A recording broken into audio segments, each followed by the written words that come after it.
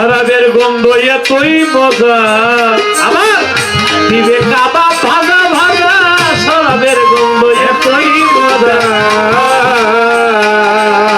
দিবে কাবা ভাজা ভাজা বেহেশতি মাছের কলিজা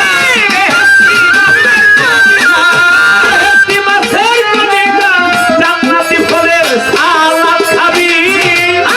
সারাবি ও সারাবি ও সারাবি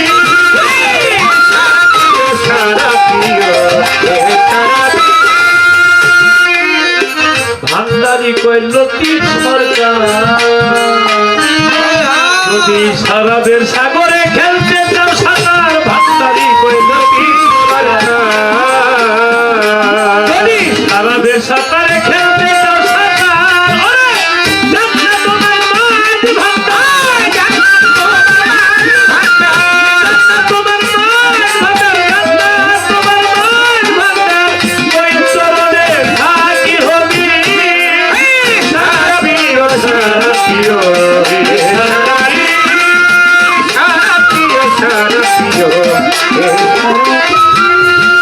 ওই শেফালি সরকারের সাথে একটু মজা করছি যে জান্নাতে এগুলি পাবে আসলে আমি তো একজন তরিকার আলেম আমার দয়ের মঈনুদ্দিন আল মাঝ ভান্ডারে আমি একজন তরিকার আলেম না আল্লাহ বাম দিকের লোকদেরকে বলবে আমি আল্লাহ যা ওয়াদা করছি পাইছো বলবে পাইছি পিছনের লোকেরা বলবে আলহামদুলিল্লাহ পাইছি সামনের লোকেরা বলবে আল্লাহ যা ওয়াদা করছেন আমরা অনেক পাইছি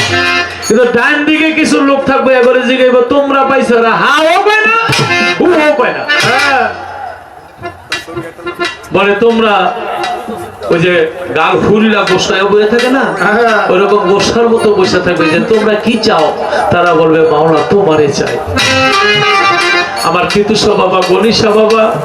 মনসুর হেল্লা কান্দুসা বাবা তারা বলবে মাওলা দুনিয়াতে এত কষ্ট করেছি বনে জঙ্গলে ঘুরেছি এই জান্নাতে হুর গেলে মানের পাগল আমরা না আমরা তোমারে চাই আমি চাই না বে আমি চাই শুধু আমি চাই শুধু আমি চাই না বলে আমারে চাও বলে হোক তাহলে জান্নাতের গেট লক করো জান্নাতের গেট লক করে আল্লাহর প্রেমিক পাগলদেরকে নিয়ে আল্লাহ নিজের হাতে নূরের পর্দা খুলে দিবে